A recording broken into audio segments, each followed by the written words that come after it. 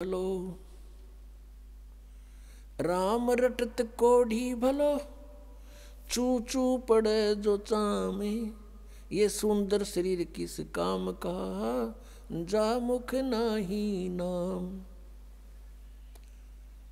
राम रटत दारिद्र भलो, टूटी घर की छान। वो सुंदर महल किस काम के, जहाँ भक्ति नहीं भगवान। राम रटत कन्या भली, साकट भलो न पूत। जैसे छेरी के गल में गलथना, जिसमें दूध ना मूत। परमपिता परमात्मा हमें ये समझाने की चेष्टा करते हैं कि काल भगवान ने सारी उल्टी रीति हमारे चिपका रखी है। हम इस काल के जाल में इतने फंस गए हैं। फिर हमारा एक समाज बन गया है, उस समाज के अनुकूल हमें सभी सुविधाएं नहीं मिलती हैं, तो हमें फिर बहुत परेशानियां होती हैं। जैसे हमारे समाज में पुत्र की प्राप्ति अति आवश्यक मान रखी है कि यदि पुत्र नहीं होता है तो जीवन व्यर्थ है, चाहे कन्या कितनी हो जाओ। तो ये काल भगवान का एक जबरदस्त जाल है जो हमारे ऊपर फैला रखा है उसने। जिसके पुत्र नहीं है तो वो वैसे ही समाज में अपने आप को एक कमजोर मानता है, हेय मानता है। और जिसका संतान बिल्कुल नहीं, वो तो अपना जीवन कति व्यर्थ मान रहा है बिना ज्ञान के। हम दुखी बिना ज्ञान के हैं यहाँ पर। जब हमें ज्ञान हो जाएगा फिर ये बातें हमें दुखी नहीं करेंगी। फिर उसके अतिरिक्त जैसे चलो ये भी सब्र किया, भाई कन्या कन्या होगी, पुत्र नहीं हुआ। आगे फिर उन बहनों को, उन कन्याओं को कितना कष्ट है। जैसे उनके बच्चों का विवाह होता है, भाई है नहीं तो बात ही नहीं आया, तो उस दिन बहन खूब रोवे, चाहे दूसरा चाचे तहुआ का कितना ही कुछ कर लो। फिर एक हमने और बना रखा है रक्षाबंधन। उस रक्षाबंधन के दिन फिर रोवे वह बहन जिसका भाई को ना। बता वो रक्षा कर देगा अपनी बहन की? वो भाई जो रक्षाबंधन जिसका बांधन जावे है कि मेरी रक्षा करिए भाई तू। एक बहन बता रही थी कि रक्षाबंधन के दिन, नाम लेने से पहले की बात है, नाम लेने के बाद हम नहीं करते ये, क्योंकि हमें पता लग जाता है। अब उसको ज्ञान हुआ उस बात का कि मैं अपने भाई के घर गई हुई थी, अपने मायके, रक्षाबंधन वाले दिन इंतजार कर रही थी भाई आओगा, रक्षा बांधूंगी। अब रक्षाबंधन उसका बांधूंगी, पहुंची, भाई नहीं आया, उसका शव आया। उस दिन एक्सीडेंट हो गया, दुर्घटना होगी। टक्कर मार कर रोए सारा परिवार। अब जो भाई अपनी ही रक्षा नहीं कर सकता, बहन की कहां से कर देगा? जो रक्षा करने वाला है उसकी तरफ ध्यान भी को नहीं। तो परमात्मा ये याद दिलाते हैं कि तुम समर्थ का शरणा गहो रंगोरी हो, और फिर कबू ना हो अकाज राम रंगोरी हो। पुण्यात्मा, यदि आपने परमात्मा पाना है और काल के जाल से छूटना है तो इस परमात्मा के दिए विधान के अनुसार चलना पड़ेगा। लोक लाज ना कीजिए, निर्भय हो रहिए, ये मन संतों दीजिए तो गोविंद पाइए। बहु सागर जूनी जन्म हरिदास मिटावें, बहुर बहुर नहीं आवही फिर मुक्ता पद पावें। ऐसे हरिजन संत हैं संगत नियत की जय, इस झूठे जग की लाज में ना ही चत दीजिए।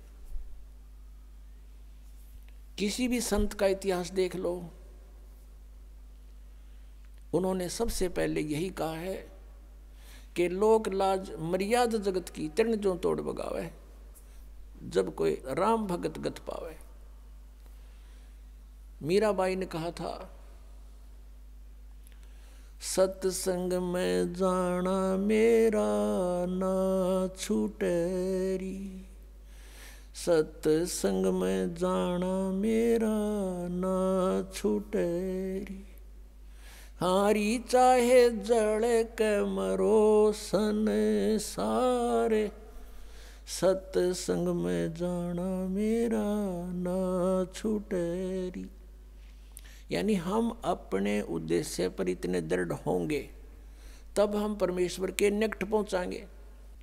गरीबदास साहिब जी कहते हैं कि इन पिछलों की जो रीति है ये तुरंत त्यागनी होंगी। हमारे लिए सबसे बड़ी बाधक ये है, तो उनको हमें त्याग कर ही परमात्मा प्राप्ति होगी। तो पुण्यात्माओं, परमेश्वर का पाना बहुत आसान है। काल ने हमें इतना उलझा दिया, जैसे भी किसी के संतान नहीं है उसको ये कहा करते थे कि इसकी तो सुबह दर्शन भी ना होने चाहिए। नो कहा करते जिसका संतान नहीं है कि ले बता सुबह सुबह यूँ लाग गया न पूता माथे के। और वो भी महसूस करते थे कि अब ये सोच रहा होगा, ये करते हैं अभी भी ऐसा ही है। ये पुण्यात्माओं, यहाँ काल की सारी उल्टी रीति है। अब जब हम तत्व ज्ञान से परिचित होंगे तो परमात्मा के विधान अनुसार हमने चलना पड़ेगा। लोकलाज की परवाह नहीं करनी होती। कबीर साहब कहते हैं, मात पिता सुख स्त्री आलस बंधु कान, और संत मिलन को जब चले ये अटकाव आण, इनका अटकाया अटके नहीं, और संत मिलन को जा कह कबीर सो संत है आवागमन नसा। मात पिता जैसे छोटे बच्चे हैं तो माता पिता जिनको ज्ञान नहीं वो बाधा करते हैं, और जिनके बच्चे बड़े हैं माता पिता चाहते हैं सत्संग की तरफ चलें तो वो बच्चे बाधा करते हैं। किसी की पत्नी बाधा करती है, किसी का पति बाधा करता है, कहीं बंधु कान यानी लोक लाज। तो परमात्मा कहते हैं कि इनका अटकाया अटके नहीं, इनका रोका रुके नहीं, और संत मिलन को जा कह कबीर सो संत है फिर आवागमन नशा। तो पुण्यात्माओं, सत्संग माने से ज्ञान होता है जैसे जिसके संतान नहीं है। परमात्मा के विधान अनुसार वो सबसे उत्तम पुरुष है यदि उसको भक्ति मिल गई तो। नाम नहीं मिला तो फिर कोई दिक्कत को नहीं होते संतान है या ना है। ये नहीं है कि जिनके कहना ये नहीं है कि जिनके संतान है वो निकम्मे हैं, नहीं। जैसा दृष्टिकोण समाज का था उसके विपरीत है परमात्मा का विधान। हम यहाँ पर एक दूसरे के साथ संस्कार वश जुड़े हैं, और जब भी जिसका संस्कार पूरा हो जाएगा तुरंत यहाँ से चला जाएगा, चाहे उसका कितना ही जरूरी आवश्यक कार्य शेष हो। आपको खूब पता इस बात का। तो ऐसे किसी के पुत्र युवा मर जाते हैं। एक व्यक्ति ने अपना पुत्र पढ़ाया, खूब शिक्षा ग्रहण कराई उसको, और इंजीनियरिंग की डिग्री कर ली, और उसको पोस्ट भी प्राप्त होगी, नौकरी भी प्राप्त होगी। विवाह का समय रख दिया, विवाह से 3 दिन पहले एक्सीडेंट में मृत्यु होगी। अब इकलौता पुत्र था, अब क्या कहें, अब रो रहे हैं टक्कर मार के बेचारे। तो पुण्यात्माओं, ये सोचना पड़ेगा कि जिसका जितना समय, जिसका संयोग संस्कार जिसके साथ है उतना ही रह सकोगे, उससे ज़्यादा नहीं। उससे ज़्यादा यानी फिर हम ये आगे बताएंगे कि इस परमेश्वर कबीर जी की शरण में आने के बाद और पूरा ही परिवार मालिक के चरणों में लग जा, उसका तो कहना है कि नहीं तो जो लगेगा उसको राहत अवश्य मिलेगी। तो ये इस तरह की दुर्घटनाएं नहीं होंगी यदि नियम ठीक रखेंगे। जब लग हंसा हमरी आना, और काल लगे नहीं तेरा बाणा। जब तक हे परमात्मा कहते हैं, हे जीवात्मा, जब तक तू हमारी मर्यादा में है तब तक काल का दाव नहीं लगेगा, काल का तीर नहीं लगेगा।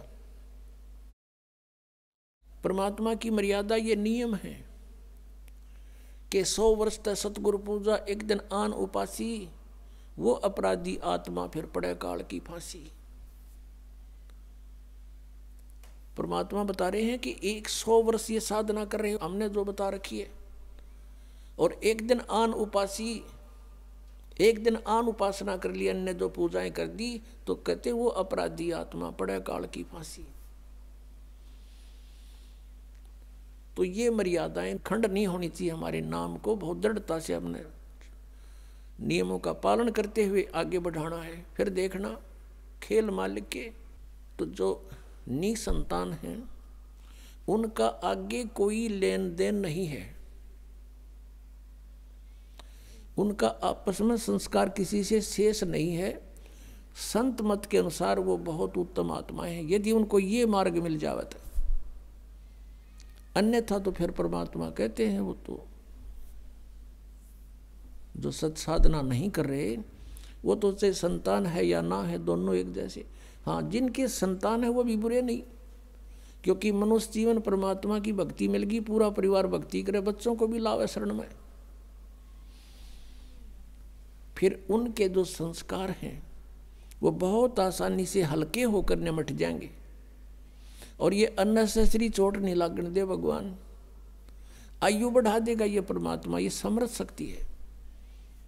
और कोई परमात्मा जिनको हम भगवान मानते थे वो हमारी आयु एक्सटेंड नहीं कर सकते। जैसे हम भगवान विष्णु को समर्थ मानते थे, उन्हीं के अवतार श्री राम और श्री कृष्ण थे। जैसे भक्त प्रश्न करते हैं, कई बार प्रश्न करते हैं कि जैसे श्री कृष्ण जी ने मोरध्वज राजा के पुत्र ताम्रध्वज को आरे से चिराकर जीवित कर दिया था, तो वो समर्थ शक्ति मान लिए। इसी एक एग्जाम्पल था। परमात्मा कबीर जी ने कहा, धर्मदास जी ने यह प्रश्न किया था, तो परमेश्वर ने कहा कबीर देव जी ने धर्मदास जी से कि श्री कृष्ण जी ने अपना सगा भांजा क्यों नहीं जीवित किया अभिमन्यु, जब वो पहले दिन महाभारत के युद्ध में मारा गया था। उसका सगा भांजा था, सुभद्रा का पुत्र था, श्री कृष्ण जीवित नहीं कर सका, जिसकी आवश्यकता थी जीवित करने की। और वहाँ जा पंगा लिया, मोरध्वज का बेटा कटवा के जीवित कर दिया। धर्मदास एकदम स्तब्ध हो गया कि भगवान सच्ची बात है, उनका तो कुलनाश हो रहा था और वहाँ भगवान उसको जीवित नहीं कर सके। तो प्रश्न किया, क्या कारण है प्रभु? तब परमेश्वर ने बताया कि ताम्रध्वज की आयु शेष थी और इतनी सिद्धि इनमें है कि उसको आपे कटवाया, आपे जीवित कर दिया। लेकिन अभिमन्यु की आयु शेष नहीं थी, श्री कृष्ण कुछ नहीं कर सके और ना कर सकते। तब धर्मदास ने कहा कि भगवान सचमुच वहां तो अति आवश्यकता थी उसके जीवित करने की। सूरवीर योद्धा था और साथ में जरूर थी, युद्ध हो रहा था, पांडवों का कुलनाश हो रहा था। तो इस प्रकार परमात्मा हमें याद दिलाते हैं कि तुम कौन राम का जपते जापम, ताते कटे ना ये तीनों तापम। अब प्रसंग चल रहा है कि जैसे हम इस परमेश्वर की शरण में आएंगे तो ये हमारी आयु भी बढ़ाएगा। ये समर्थ शक्ति है, परमेश्वर है, ये पूर्ण परमात्मा है। अब वेद गवाही देते हैं कि भगवान उम्र बढ़ा देता है, लेकिन वो है कौन परमात्मा? वो पूर्ण ब्रह्म है, कबीर देव है। आपको थोड़ा सा यहाँ दिखाते हैं कि समर्थ शक्ति देखो, बगैर सुनी सुनाई बातें तो हमने बहुत सुन रखी है, दंत कथाएं सुन रखी है। जब तक आप आंखों नहीं देख लोगे प्रमाणों को, आपको विश्वास नहीं हो सकता। क्योंकि हमने वेदों की आड़ में जो भी वक्ता होते थे, पुराणों का, वेदों का और गीता जी का रेफरेंस देकर सत्संग किया करते थे। और हम ये सोचा करते थे कि संस्कृत के विद्वान हैं, संस्कृत साथ बोल रहे हैं, इन्होंने सदग्रंथों को सही जाना होगा।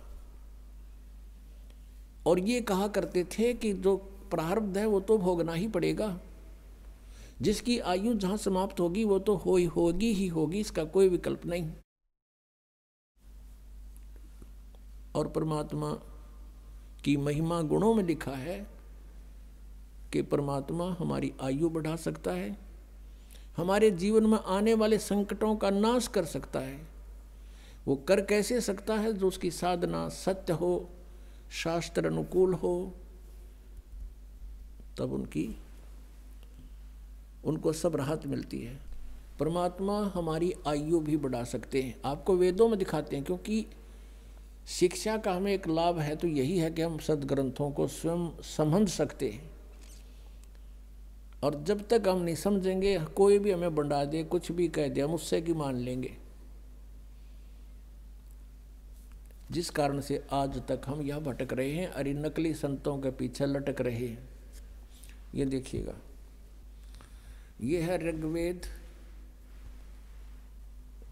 आपको दिखाते हैं ये कहाँ से प्रकाशित है। सर्वदेशिक आर्य प्रतिनिधि सभा, महर्षि दयानंद भवन, रामलीला मैदान, नई दिल्ली से। उनके फ़ोन और फैक्स नंबर ये है। ये मुद्रक है Prince offset printers, 1510 Pataudi house, Daryaganj, नई दिल्ली से। ऋग्वेद मंडल नंबर 10, सूक्त 161 161 और मंत्र नंबर 2 में, यदि रोगी नष्ट जीवन शक्ति वाला हो, यानी जिसका जीवन नष्ट होने वाला हो गया है, यदि अथवा सीमा से परे चला गया है, यदि मृत्यु के समीप पहुंच गया ही है, तो भी उस रोगी को, ये देखिए ना, दयानंद के भक्ता ने मैं वैद लिख दिया यहाँ पर। क्योंकि दयानंद ये मानता था भगवान कुछ नहीं कर सकता, ना रोग काट सकता, ना उम्र बढ़ा सकता, इसलिए यहाँ लिख दिया मैं वैद। कष्टप्रद रोग के पंजे से छुड़वा लाता हूँ और 100 शरद ऋतुओं तक जीने, यानी 100 वर्ष तक के लिए इसको बलयुक्त करता हूँ। अब यहाँ जो इन्होंने जानबूझ कर बकवाद करी, इस मूल पाठ में इसमें वेद का जिक्र नहीं, क्योंकि वेद कोई मेडिसिन की बुक नहीं है, ये भगवान की जानकारी महिमा है इसके अंदर। अब यहाँ तो ये न लिख दिया, फिर परमात्मा कहते हैं चोर चोरावे तुंबड़ी, वो गाड्डे पानी में, वो गाड्डे हुआ ऊपर आओ ना, सच्चाई छानी ना है। लेकिन कहीं ना कहीं परमात्मा ने इनकी आंखें बंद कर ही दी, जहाँ इन्होंने सच्चाई लिख दी, ना चाहते हुए भी लिख दी। भगवान ने लिखवा दिए तो क्या लिखे थे ये देखना। ऋग्वेद मंडल नंबर 9, सूक्त 80 और मंत्र नंबर इसका भी 2। हे परमात्मन, आप उपासकों की आयु के बढ़ाने वाले हैं। यहाँ भूल गए वैद लिखना। देखा परमात्मा के चोर चुरावे तुमड़ी गाड्डा पानी में, वो गाड्डा हुआ ऊपर आओ ना, सच्चाई छनी ना। और दिखाता हूँ इन्हीं के अनुवाद में, ये देखिएगा एक और दिखाते हैं इन्हीं परमात्मा। देखो ये दास अगर आपको अनुवाद करके या बताओ वैसे तो नहीं जच्चे, क्योंकि ये आपका तो यकीन हो जा, पर ये होड़ ना दें, ये कहकर आपको भ्रमित कर देते कि रामपाल को संस्कृत ना आती। ये वेदों के अनुवाद करेगा। और यही हमारे भगवान कबीर साहब के बारे में इन्हें टांग अड़ाई थी कि कबीर अशिक्षित है, अक्षर ज्ञान नहीं, ये संस्कृत का मामला, ये सदग्रंथों को समझना इस जुलाहे के बस का कहाँ, ये झूठ बोलता है। और परमात्मा सारी सच्ची कहा करते थे। 600 वर्ष पहले ये बात बताया करते तो दास आपको सदग्रंथों से रूबरू करा रहा है। और उन्हीं से आज परमात्मा ने अनुवाद करवा रखे हैं। इन्हीं के अनुवाद में परमात्मा ने दया बख्शवा दी। नन्यो कौन कहे मैं काल हूँ और वो भगवान कोई और है। गीता में सारे रेफरेंस दे दिए।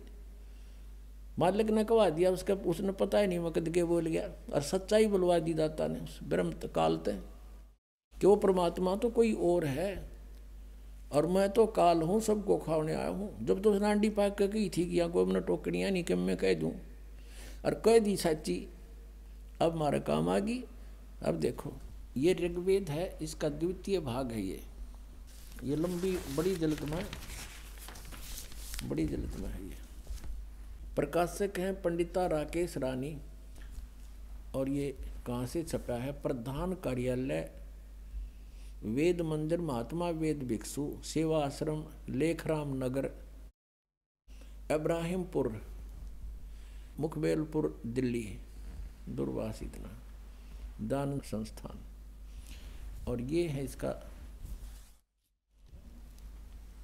अनुवादक महात्मा वेद भिक्षु भारतेंद्र नाथ और दानंद संस्थान करोलबाग नई दिल्ली से इसने इसका अनुवाद किया है। देखिएगा ये है ऋग्वेद मंडल नंबर 10 सूक्त 161। ये 161 और ये दूसरा मंत्र इसका। इसने बहुत बढ़िया अनुवाद किया। सच्चाई, यदि किसी रोगी की जीवन शक्ति समाप्त हो, उसकी आयु ना रही हो, यदि वह सीमा से परे हो गया है, यदि वह मृत्यु के सन्निकट चला गया है, तो भी उसे मैं भारी कष्टप्रद रोग के पंजे से मुक्त कराऊं तथा उसे 7 वर्ष यानी 100 वर्ष के जीवन हेतु बल संपन्न करूं। भावार्थ में भी सही लिखा है इसने। यदि रोगी की जीवन शक्ति समाप्त हो यानी उम्र खत्म होगी, वो आयु हो रही है और उसका रोग सीमा से पार हो गया है, तब भी परमात्मा उसे इस कष्टप्रद रोग से मुक्त कर 7 वर्ष यानी 100 वर्ष का जीवन दे सकता है। अब बिल्कुल सही लिखा है, पर क्योंकि परमात्मा की महिमा है या किसी वैद्य की और दवाइयाँ की किताब नहीं है। ये देखिएगा ऋग्वेद मंडल नंबर 9 सूक्त ये 80 का है, यहाँ 82 गलत लिख रखा है यहाँ, क्योंकि ये यहाँ से शुरू हुआ है 80 से और आगे 82 अलग होता है। ये यहाँ से है, ये 79वां सूक्त समाप्त हो गया, ये 80वां चल पड़ा। और इसका ये 2 मंत्र यहाँ है, या आगे 82 शुरू हो जाता है, इसलिए 81 यहाँ लिख दिया उन्होंने, 81 भी पूरा हो गया। तो ये ऋग्वेद मंडल नंबर 9 सूक्त 80 है, ये 81 यहाँ 81वां है, ये 80वां सूक्त यहाँ समाप्त होता है। यहाँ देख, ये इसके दूसरे मंत्र में ऋग्वेद मंडल नंबर 9 सूक्त 80 समझो 80। हे परमात्मन, आप उपासकों की आयु के बढ़ाने वाले हैं, जो कि तो बिल्कुल सही किया इसने। अपने आत्माओं, हमने उस परमात्मा की शरण ग्रहण करनी है जिसके गुण वेद गावें। परमेश्वर स्वयं कहते हैं, वेद मेरा भेद है, मैं ना वेदन के माही, और जौन वेद से मैं मिलूं ये वेद जानते ना ही। इन चारों वेदों के अंदर कबीर परमेश्वर कहते हैं मेरा ही गुणगान है। अपने द्वारा रची हुई सृष्टि को परमात्मा ही स्वयं आकर बताते हैं। वो क्या बताते हैं कि आप यहाँ कैसे आकर फंस गए, इस काल के जाल में। जब तक हमें ये बात गहराई से नहीं समझ में आवेगी कि हम कैसे काल के जाल में फंसे, एक पल का भरोसा नहीं, ना जाने कब और के बिजली गिर जाए इस गंदे लोक में। हम एक प्रजा हैं, यहाँ के राजाओं की दुर्गति, अचानक मृत्यु देखकर हमें ये विश्वास हो जाना चाहिए कि ये लोग ठीक नहीं। लेकिन हमारे ऊपर इतना प्रेशर है इस काल भगवान का, हम सोचने की ट्राई भी करते हैं तो हमें इतना टाइम नहीं। और जब ये मृत्यु हो जाती है, टाइम में टाइम कुत्ता बन के सैर सपटे कर, कदे इधर घूम रहा कदे इधर खका ठा रहा है, सारा दिन चैन नहीं। एक भक्त अपने मित्र से कहा करता कि आज सत्संग में चलेंगे।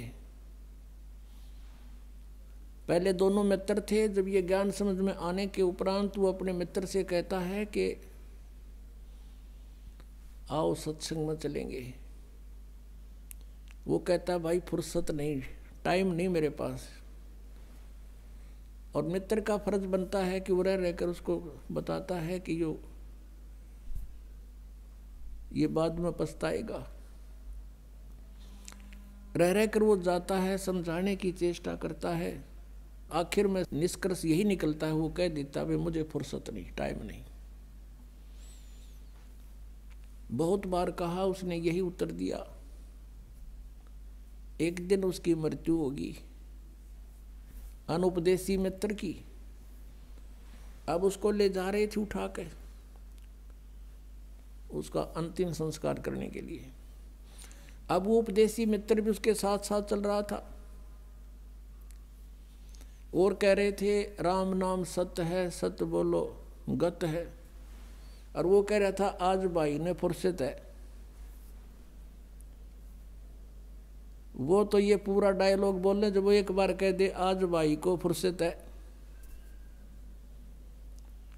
दूसरे कहने लगे भाई तू नो ना बोले, इनका तो चोट लाग रही है, इनको तो इतना, इनका युवा व्यक्ति मर गया और तू मजाक की बात कर रहा है। नो बोला भाई मजाक की ना कर रहा, मैं रो हूँ अब इसको। पहले मैं और ये मित्र थे, मैं इसने आधी रात को अर्धरात्रि ना के कह देता चल वहाँ चलेंगे सांग देखने, ये जब मेरे साथ हो लिया करता। और खोटे कर्माड़ा इसने 20 बार रोया मैं तू आजा मेरे साथ। मुझे भी ये कहता था कि तेरा तो दिमाग खराब हो लिया, मेंटल हो गया तू। छोटे छोटे बच्चे ये के नुए पड़ जाएंगे, अब पूछो इसके कौन पालेगा बच्चे। अरे तेरा गजब हो। परमात्मा कहते हैं अपनी महिमा आप बताओ, हमें समझावें। उस समर्थ की रीढ़ छुपाई। परमात्मा कहते हैं कि माँ के गर्भ में उस परमात्मा ने तेरी परवरिश की, और उस समय ना तेरा कोई भाई था, ना बहन, ना माता की को भी उसका पता नहीं था तेरा बच्चा कैसे पल रहा है तेरे पेट में। अब वही बच्चा बाहर आते ही डेली आधा आधा किलो दूध पीने लग जाता है। और वहां कौन पहुंचा रहा था उसके लिए? तो कुछ भी सिस्टम किया, परमात्मा का जुगाड़ था सारा। और बाहर भी वही उसका संरक्षक है। अपने बच्चों को परमात्मा से जोड़ देना चाहिए, हमारा परम कर्तव्य है।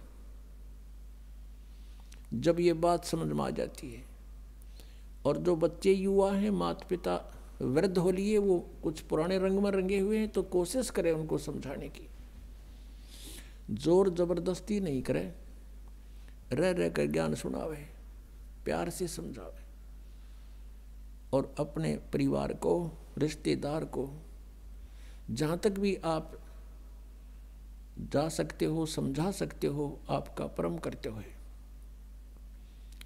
परमात्मा की भक्ति छोड़ के यदि कोई और कार्य संसार में प्राणी, मनुष्य जीवन प्राप्त प्राणी कर रहा है, भक्ति नहीं कर रहा है, तो वह गलती कर रहा है। परमेश्वर की वाणी में लिखा है कि अगम निगम को देख ले और बुद्धि विवेक विचार उदय अस्त का राज मिले तो वे नाम बेगार। बेगार किसे कहते हैं? पहले समय में, आज से लगभग 40 वर्ष पहले, ये पुलिस वाले इनके थानों में जो है ना व्हीकल नहीं हुआ करते, ये न्यू किसी ने पकड़ लिया करते। कोई टेम्पू वाले ने, कोई जीप वाला मिल गया, फिर उसने सारे दिन रेल बनाए रखते उसकी। ऐसे एक टेम्पू वाला पकड़ लिया और उसको सुबह ले गए 6 बजे और शाम रात ने छोड़ा 12 बजे। सारा दिन उसको उससे अपने जो काम बस गए थे कि रेड लगानी थी, कोई पकड़ना था, वो सब जगह ले गए उसने। और तेल भी उससे डाला अपने पैसों से और अपना ही खर्चा पूरा किया सारा दिन। और एक पल पंजा टेक्या नहीं उसके टेम्पू का, उधर चलो उधर चलो वहाँ चलो। अगले दिन वो अपने उस स्टैंड पाया जहाँ वो सवारी ढोया करता। उन्होंने पूछा भाई कल नहीं आया, क्या बात होगी? वो कह रहा था मैं बेगार में फंस गया, कल बेगार में फंस गया। कल सुबह ले गए थे 6 बजे पुलिस वाले, रात ने छोड़ा 12 बजे और 200 रुपये अपने पल्ले तला दिए। उस समय 200 रुपये तो आज के 20,000 थे न, सोच ले।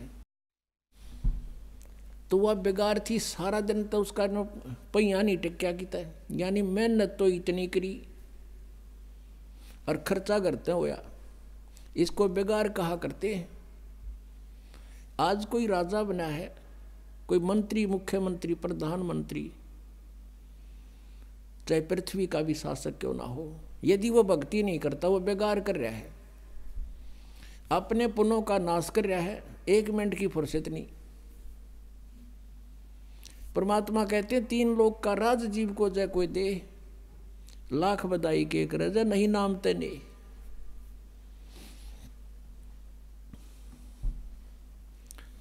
कबीर ये जग निर्धना, कबीर सब जग निर्धना, धनवंता ना कोए, धनवंता सो जानियो जिस पे राम नाम धन होवे। परमात्मा कहते हैं ये सारा संसार निर्धन है, ये धनवान नहीं है। और जिस आधार से तुम इसको धनवान मानते हो, ये उसका है नहीं। परमात्मा कहते काया तेरी है नहीं, या कोठी कितने हो, या माया कहाँ से हो, चरण कमल में ध्यान राख, इन दोनों ने खो। या काया भी नासवान, या कोठी भी तेरी नहीं, या कार तेरी नहीं, फैक्ट्री तेरी नहीं। ये मन में पल्ला गांठ लगा ले, पक्की धारणा कर ले, फिर रहे कोठी में, शरीर में भी रहना जब तक इसका लिखा हुआ है मालिक ने, और दया करेंगे और बुढ़ा भी देंगे। यदि भक्ति करना चाहोगे तो फिर सब कुछ होते हुए भगवान की भक्ति अवश्य करना पड़ेगा। इतनी सी बात है। सारा कुछ कहकर लास्ट में भगवान यही कहते हैं कि मानुष जन्म पाके नहीं रटे हरि नाम, और जैसे कुआ जल बिना फिर बनवाया क्या काम। अब यदि मनुष्य जीवन पाकर हम भक्ति नहीं करते हैं तो जैसे कोई कुआ बना रखा है और उसकी बहुत बढ़िया कंस्ट्रक्शन भी कर रखी है और पानी उसमें है नहीं, जल है नहीं, तो यूजलेस है वह स्ट्रक्चर, कितना सुंदर बना रखा हो। ऐसे ही उसका नाम कुआ अवश्य है लेकिन गुण कुएं के नहीं। इसी प्रकार मनुष्य के जीवन की तुलना करते हैं परमात्मा कि जो भक्ति नहीं करते वो जल रहित कूप समझो, यानी नाम मनुष्य है लेकिन गुण मनुष्य के नहीं। तो इससे आप समझ गए होंगे कि मनुष्य जीवन किस लिए प्राप्त हुआ है, इसकी आवश्यकता क्यों है। नहीं तो एक मनुष्य जीवन की जगह पर एक और पशु पक्षियों का बन जाता। ना लाइट की जरूरत थी, ना बिजली बनानी, ना जहाज बनाने, कुछ भी जरूरत ना थी। मनुष्य जीवन की आवश्यकता परमात्मा पाने के लिए है और ये वैसे नहीं मिलता। मानुष जीवन दुर्लभ है, मिले न बारंबार, बहुत ही दुर्लभ है, तो इसका लाभ उठाना। अब मनुष्य जीवन पा करके हम परमात्मा का ज्ञान समझ सकते हैं, परमात्मा को पहचान सकते हैं।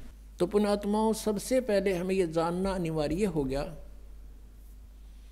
कि हम यहाँ कैसे फंसे, यहाँ क्या औचित्य अपने जीवन का। आज सारी सुविधाएं आपके पास हैं और राम बुलावा आ गया, फिर क्या करेंगे? इस क्या काम आई हमारा ये सारा जीवन जिसके ऊपर न्यौछावर कर दिया। परमात्मा कहते हैं भक्ति बिना क्या होते है, भरम रहा संसार, रति कंचन पाया नहीं, रावण चलती बार।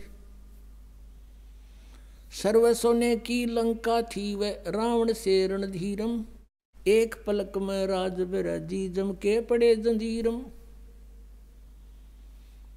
सर्व सोने की लंका थी, हम तो कोठी बढ़िया बना लेंगे कि तो उसकी बढ़िया चिप्स चाप्स लगा लेंगे, वो तो सोने की बना रहा था, श्रवण की, गोल्ड की। और चलते समय कहते हैं एक रति सा, एक ग्राम भी साथ नहीं ले जा सका। तो फिर हम क्यों डरे ढोरे यहां पर? इसके पीछे एक बहुत बड़ा षड्यंत्र है यहाँ के भगवान का। भगवान माने स्वामी का, वैसे भगवान नहीं है, यहाँ के मालिक का। अब जो परमात्मा की डेफिनेशन, परमात्मा की संज्ञा, उपमा, वो यहाँ सब पर लागू हो जाती है। वो अपने को फिर सभी स्वामी, भगवान, मालिक को वहां लाग जाए। जैसे कोई अधिकारी है, उसको भी साहब कहते हैं, और जो मंत्री है वो भी साहब कहलाता है, मुख्यमंत्री साहब, प्रधानमंत्री साहब। तो यहाँ कहने का भाव ये है कि ये भगवान नहीं है, ये इनका सतर दूसरा है भगवान का, इस काल का, और यो भी भगवान कहलाता है, लेकिन भगवान नहीं है। इसलिए गीता जी अध्याय नंबर 15 के श्लोक 16 और 17 में निर्णायक ज्ञान दिया। 16 श्लोक में कहा है कि सरपुरुष और अक्षर पुरुष, इस संसार में ये दो पुरुष, दो प्रभु प्रसिद्ध हैं। इन दोनों के अंतर्गत जितने भी प्राणी हैं वो तो नाशवान हैं, और जीवात्मा किसी की मरती नहीं, और ये दोनों भी नाशवान हैं। इसलिए 15वें अध्याय के गीता जी के 17वें श्लोक में कहा है कि उत्तम पुरुष है तू अन्य परमात्मा इति उदाहरते। उत्तम पुरुष, पुरुषोत्तम, श्रेष्ठ प्रभु, श्रेष्ठ परमात्मा तो कोई और है, इन दोनों से न्यारा है, सरपुरुष और अक्षर पुरुष से। वो तीसरा कौन है? गीता जी अध्याय नंबर 8 के श्लोक नंबर 1 में अर्जुन ने प्रश्न किया कि आप जी ने जो 7वें अध्याय के 29वें मंत्र में गीता जी में कहा है कि तत्परम को जानकर, सारे ध्यात्म को जानकर और सब कर्मों से परिचित होकर के प्राणी केवल जरा और मरण से छूटने का ही प्रयत्न करता है। उस तत्परम को जानने के बाद एक व्यक्ति यहाँ के संसार की किसी वस्तु की डिमांड नहीं करता। अपना जरा माने बुढ़ापा, वृद्ध अवस्था एक कहर है इस जीव के ऊपर, और फिर मौत इससे बुढ़ा, क्योंकि हम सारा सांग जोड़े बैठी से राजी हो रहे, अपना सारा कुछ, हर एक मिनट में मृत्यु होगी, इससे बूढ़ी और के बनेंगे अपने साथ। तो कहते हैं जिसका यह बात समझ में आ गई तत्परम, वो तत्परम कौन है? अर्जुन पूछा है, क्यों कौन है तत्परम? वो परमात्मा कौन है? 8वें अध्याय के 3रे श्लोक में गीता ज्ञानदाता ने उत्तर दिया, वो परम अक्षर ब्रह्म है, यानी गीता ज्ञानदाता से अन्य है कोई। उसी के विषय में गीता जी अध्याय नंबर 15 के श्लोक नंबर 17 में बताया है कि उत्तम पुरुष है तू अन्य है, वो परम अक्षर ब्रह्म है, इन दोनों से न्यारा है, सर पुरुष और अक्षर पुरुष से, और वही परमात्मा इति उदाहरते, उसको भगवान कहा जाता है।